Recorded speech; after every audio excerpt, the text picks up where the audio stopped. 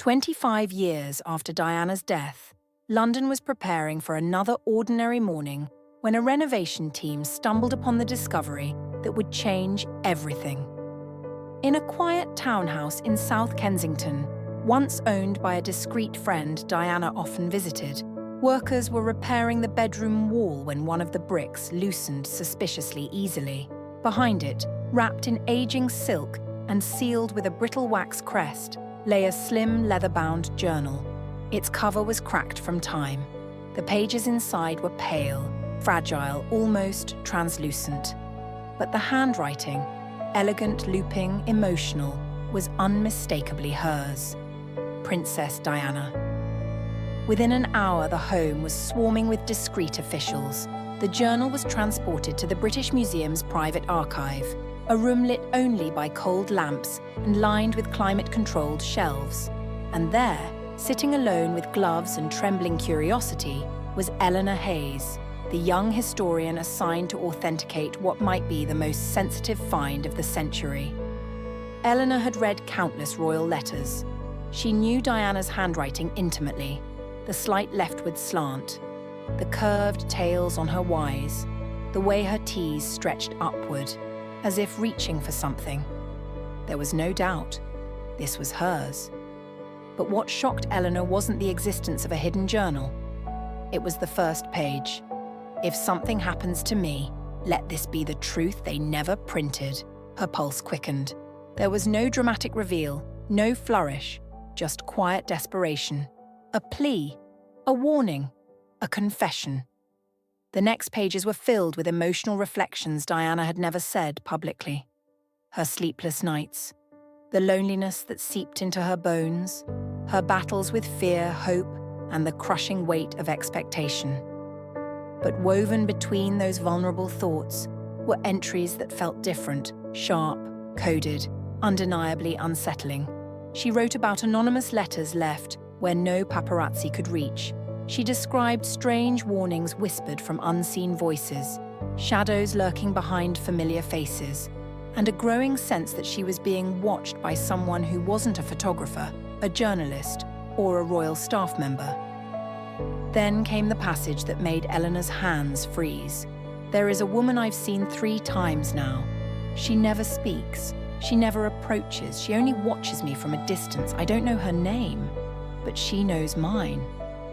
Eleanor shut the journal, chills racing up her arms. Who was this mysterious woman Diana feared? Why had she never spoken about her publicly? And why hide these pages so carefully behind a wall? But as Eleanor continued, the tone shifted even deeper, from unease to outright dread. I am not afraid of danger. I am afraid of silence, because it means they are already close. Eleanor realized she wasn't reading a diary. She was stepping directly into the last years of Diana's life, into her fear, her hope, and a puzzle the world had never solved.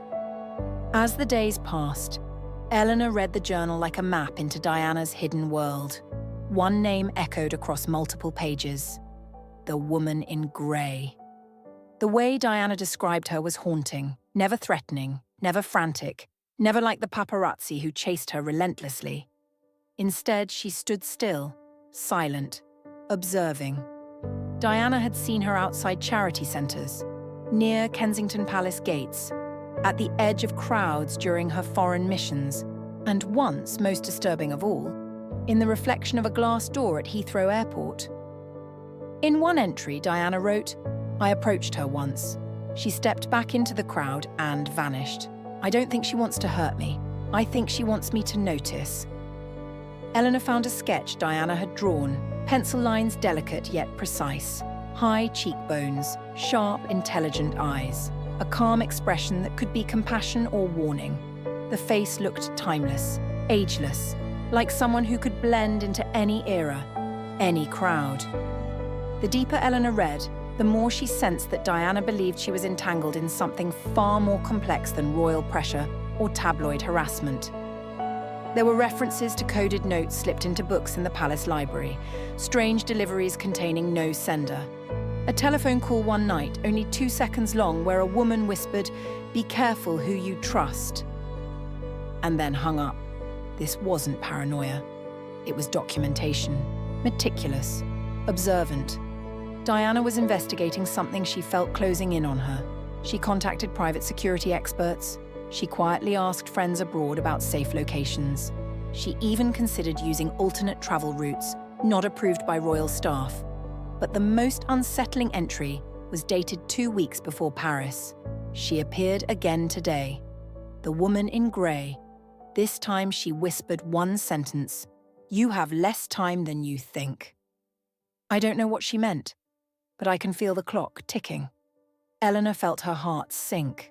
The words weren't frantic, they were measured. Diana was afraid, but she was also preparing, watching for patterns, anticipating danger. And then suddenly, the journal shifted. A new heading appeared. The handwriting tightened. Diana wasn't just frightened, she had a plan.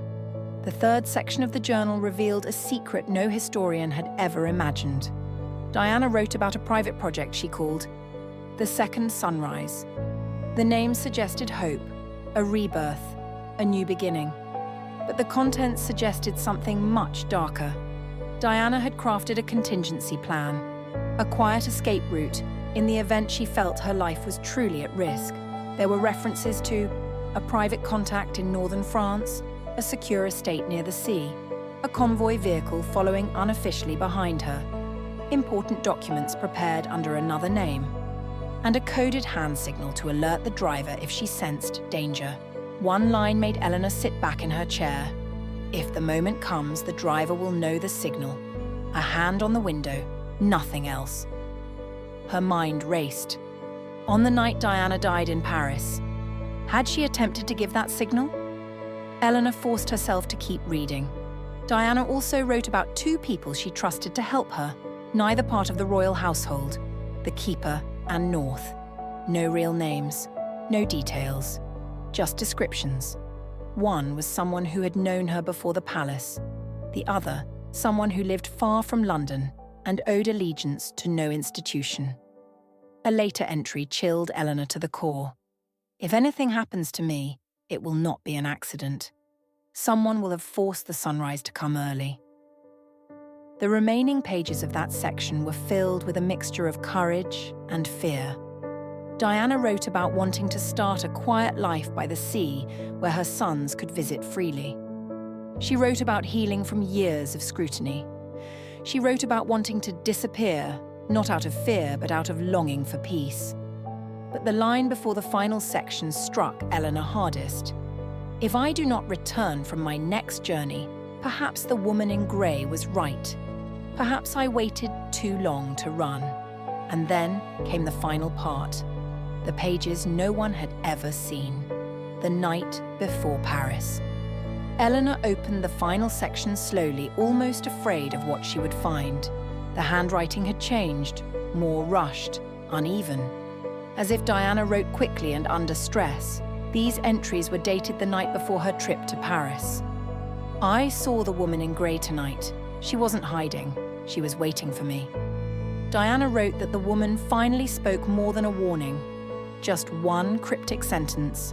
Tomorrow, everything will move. Diana didn't know what it meant, but she sensed that events were closing in. The next entries were short, fragmented, like flashes of thought. I will try the signal if something feels wrong. North says the route may change. I must trust my instinct. I pray the boys will forgive me for whatever comes next. If I see her again, I will ask her what she knows. And then, the final words Diana ever wrote. If this is my final night, I hope they understand I only wanted peace. If I survive, the world will never hear from me again. I will build my second sunrise. The bottom of the page was torn, ripped hurriedly, as if she had been interrupted. There were no more entries. Eleanor closed the journal, tears burning in her eyes. She felt as if she had walked through Diana's shadow, step by step, into her hope, her terror, her courage. This wasn't a conspiracy theory, this wasn't a tabloid fantasy, this was human. A woman feeling danger closing in, a woman preparing an escape, a woman wondering if she had waited too long. Eleanor stared at the journal, haunted by its questions. Who was the woman in grey? What was the second sunrise? Were North and the Keeper real? Did Diana try to signal the driver in Paris? And had she truly known something was coming? No historian could answer those questions, but one truth was undeniable.